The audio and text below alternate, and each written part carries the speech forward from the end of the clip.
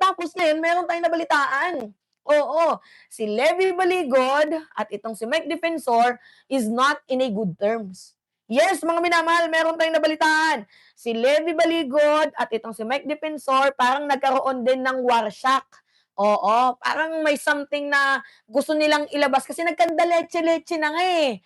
'Di ba? Gumulo yung script nila, nagkandaletse-letse na sila, nagkaroon na ng away, ng hidwaan, iniwan na sila yung 18 Marines, iniwan na ng mga politiko. Ang namomroblema walang iba si Baligod, si Attorney Levi Baligod. Kaya nga meron siyang parinig, eh. Meron siyang parinig mga minamahal. Kanino siya nagparinig? Kay Mike Defensor. Oo. Eto, mayroong post si, Levi Baligod. Levi, Levi Baligod. Meron siyang post, mga minamahal. Meron siyang, patama, 'di ba? Oh.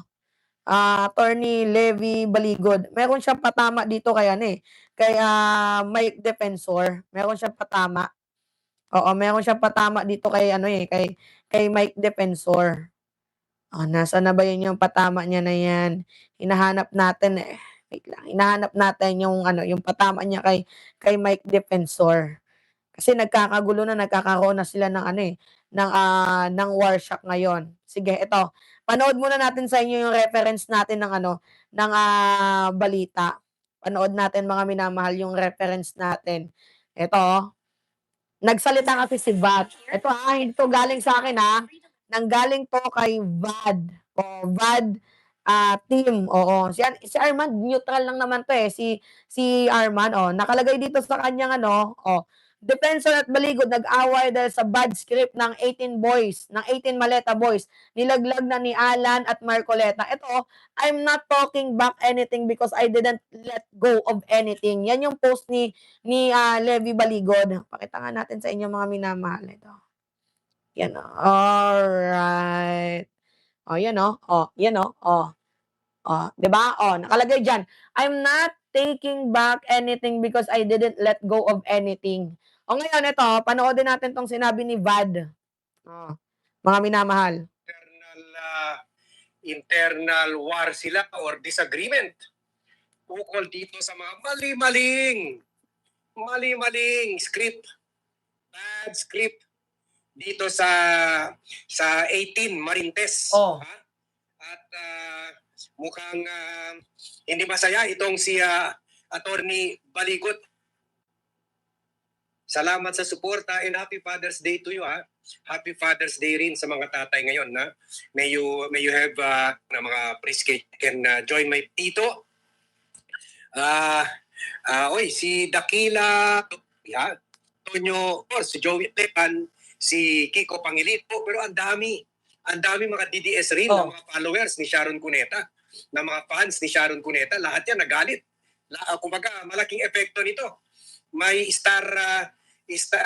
complication ito sa star power ni Sharon Cuneta. Kumbaga, marami mga DDS o marami mga neutral na hindi na maniniwala sa kanila. Buti sana kung ipinakita nila yung picture, pinanagutan nila. Tama. Na oo, totoo yan. Hindi man namin sinabi na tumanggap ng maleta pero hindi rin namin binabawi. Ngayon, binabawi na nila. Diyan nagagalit ang tao. Yung mga laban bawi kay Laila de Lima, nagkamali daw sila. Sabi ng Marintes, mga Marintes, laban bawi kay nawala rin yung address na sinasabi na na-deliver kay Father sino ba yun? Isang pari. Father Flavi. Father Fabi. Na ang kasalanan lang yun ang nag-file ng isa sa mga nag-file ng impeachment complaint kay Sara Duterte. Laban bawi kay Loren Legarda. Tama. Laban bawi na iniwan lang daw yung 100-250 million maleta pagkatapos na-pick up daw ng basurero. Tama. Yung maleta na na-deliveran kay Loren Legarda. Pero the fact is, nag-deliver. Buti yun, pinanagutan nila na nag-deliver talaga. And then, laban bawi rin kay Mark Villar. Nag-deliver daw ang pera, kasama pa si Saltico. Nag-usap sila ni Mark Villar and then hindi nila nakita na kung kinuha ni Mark Villar. Siyempre, kung sa loob na yun ng subdivision, kinuha na yun ni Mark Villar.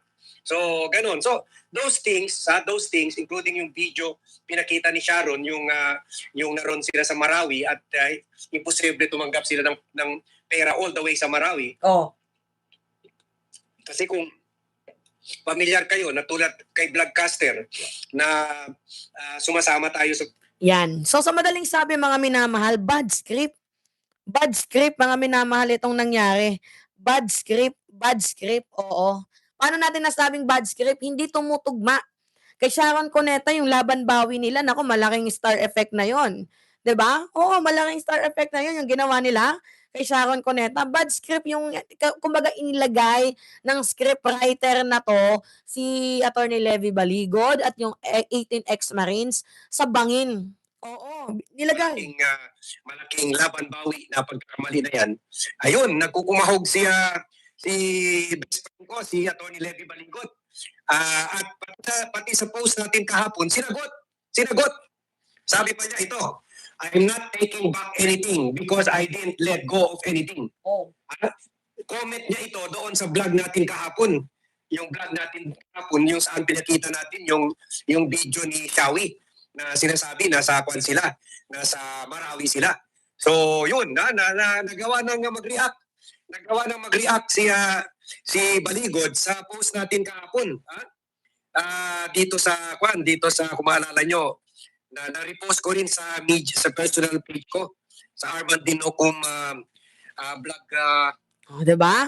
So sa madaling sabi mga minamahal, itong si Levy Baligod, ano na nagkakaroon na sila ng hidwaan ni Mike Defensor kasi bad script. Oo, nalaglag sila 'Di ba na-issue sila sa maling script. 'Di ba sana man lang inayos, 'di ba? Actually mga siguro pretty soon, very soonest, malalaman natin kung sino yung alam naman natin kung sino yung nasa likod ng script na 'to. Nandiyan sila Mike Defensor, Levy Baligod, Marcoleta, Alan Peter Cayetano. Alam na natin 'yan, pero mas maganda kung nanggagaling mismo sa 18 Marines, 'di ba? Para rekta na sila na yung kasuhan at tutulungan pa sila. For sure, 'pag humingi ng sorry yung 18 ex-Marines, 'pag humingi ng sorry ang 18 ex-Marines dito kay De Lima, Father Flavi, dito pa kay Sharon Cuneta, kay Kiko Pangilinan, inamin nila na sila'y inutusan lang. Mga minamahal, I swear, promise, 100%, baka tulungan pa sila nila Trillanes, nila Sharon, 'di ba? Nitong mga taong tinira nila, baka tulungan pa sila pabalik, 'di ba? Tapos titingnan natin kung ano yung magiging reaksyon ng 18 Marines at ng mga DDS. Yung reaksyon lang mismo ng mga DDS, yung magiging reaksyon nila na, ganito pala nangyayari. 'Di ba mga minamahal, tama ka, Reynaldo Adea, tagilid sila.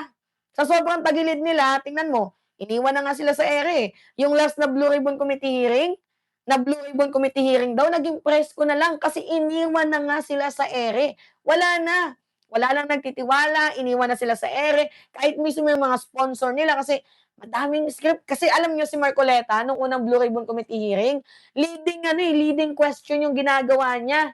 Ngayon, hindi niya na yan mababawi 'Di ba yung sa tungkol sa iPhone 16 na 2024 model, 'di ba? Sabi ni Mark Ramos, "I'm not a fan." Pa-shoutout po.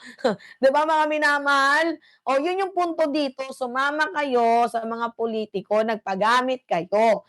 Dapat hindi kayo nagpagamit. O ngayon, sino yung namomroblema? Kayo. Dahil hindi na kayo poproblemahin ng mga yan dahil unang-una si Rodante Marcoleta meron na ding kaso. Paano pa kayo iisipin? 'Di ba ni Rodante Marcoleta, siya nga mismo merong kinakaharap na kaso. Nage-gets ninyo? Hindi na kayo para pagtuunan ng pansin kasi nagamit na kayo Kasi ang ginagawa nila, maninira lang sila gamit ng social media kasi the more na inuulit-ulit, the more na tumatatak sa tao yung maleta-maleta. Alam niyo 'yan? 'Di ba? Maleta-maleta issue. Kaya nga kahit nga kami 'di ba, mga vlogger, sinasabi nakatanggap ka ng maleta 'no? Paano ako nakatanggap ng maleta? Kasi 'yan yung ginawa ng 18 Marines. 'Di ba, dinistract nila sa pamamagitan ng social media. O ngayon, mababawi niyo pa ba 'yan? Malamang hindi na. Hindi na nila mababawi 'yan, lalo pa't si Rodante Marcoleta ngayon, pakita ko sa inyo nanganganib din po si Senator Rodante Marcoleta dahil sa kanyang katangahan. Tingnan ninyo kung ano yung nangyari mga minamahal. Meron na pong di umano'y arrest warrant itong si Senator Rodante Marcoleta. O 'yan, paano pa poproblemahin sige nga, paano pa poproblemahin ng 18 Marines, 'Di ba? I mean, paano pa poproblemahin ni Rodante Marcoleta itong 18 ex-marines na ito kung siya mismo merong malaking problema. Meron siyang malaking kinakaharap na malaking problema. Dahil siya ay meron na pong warrant of arrest, kakasuhan na, huhulihin na itong si Rodante Marcoleta. So, instead na unahin niya yung 18 Marines, ang uunahin niya malamang ise-save niya yung sarili niya kasi okey lang naman na makulong yang 18 Marines na yun, eh. Kung ako si Marcoleta, putangina okey na makulong, sira na yung credibility ninyo, eh. So, bakit ko pa kayo kakatigan, ililigtas ko muna yung sarili ko. Gano'n yung magiging POV, magiging point of view ni Senator Rodante Marcoleta, bakit ko pa kayo kailangang ipaglaban? Eh, nandito may kaso rin ako, so malamang uunahin ko yung sarili ko. Gano'n yung gagawin ni Rodante Marcoleta at yun yung naamoy ko kung kaya't yung 18 Marines nagsalita na iniwan na sila sa ere. Kasi paano ba naman kayo aasikasuhin ng taong pinaghahanap din ng batas? 'Di ba? Although may mga balita na kumakalat na hindi daw totoo yung warrant of arrest, pero hindi natin alam mga minamahal.